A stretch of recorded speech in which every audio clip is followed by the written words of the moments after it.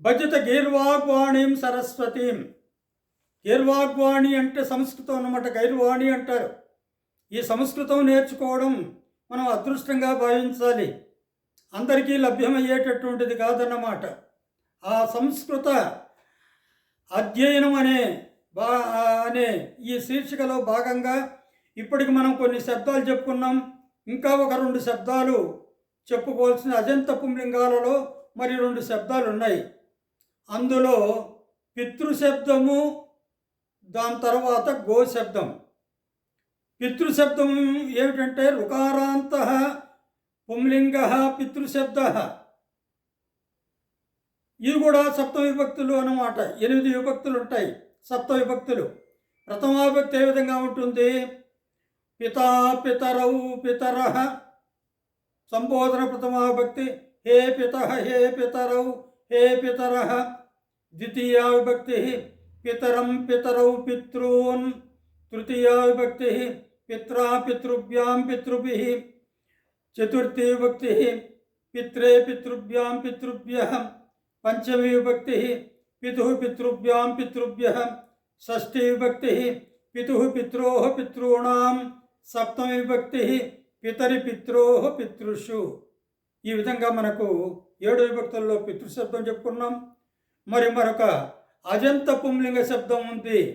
ఓకారాంతం. Go అనేటప్పుడు గా ప్రక్కనే ఉంది ఓకారం ఉంది. అందువల్ల ఇది ఓకారాంత పుంలింగ గో శబ్ద.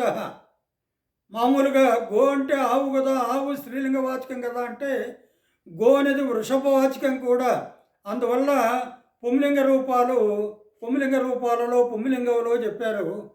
మరి కాకపోతే ఏమిటంటే గో శబ్దం ద్వితీయ బహువచనం పుంలింగ రూపమైనటువంటి గాన్ అని కాకుండా ఇది స్త్రీవాచకం కూడా అని మనం చెప్పుకుంటున్నాం కాబట్టి గా అవుతుంది. అలాంటి గో శబ్దాన్ని మనం ఇప్పుడు నేర్చుకుందాం. ప్రథమా విభక్తి గౌహు గావౌ గావః. సంబోధన ప్రథమా విభక్తి హే గౌహు హే గావౌ హే గావః. ద్వితీయా విభక్తి గాం గావౌ గాః. తృతీయా విభక్తి గవా గోప్యాం గోపిః. చతుర్థీ విభక్తి గవే గోప్యాం గోప్యః. పంచమీ విభక్తి గోః గోప్యాం గోప్యః.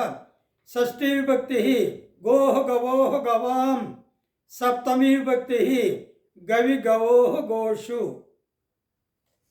దాని తర్వాత అజంత స్త్రీలింగ శబ్దాలు నిన్న మనం రమా శబ్దము మతి శబ్దము 2 చెప్పుకున్నాం.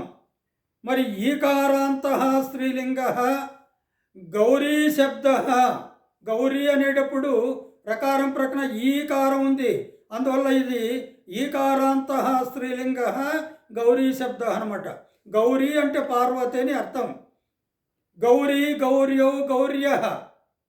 హే గౌరి హే గౌర్యౌ హే గౌర్యః. గౌరీం గౌర్యౌ గౌరీః. గౌర్యా గౌరీభ్యాం గౌరీభిః. గౌర్యై గౌరీభ్యాం గౌరీభ్యః. గౌర్యాః గౌరీభ్యాం గౌరీభ్యః. గౌర్యాః గౌర్యోః గౌరీణాం. గౌర్యాం గౌర్యోః గౌరీషు. ఇది ఈకారాంత స్త్రీలింగ గౌరీ శబ్దం అన్నమాట.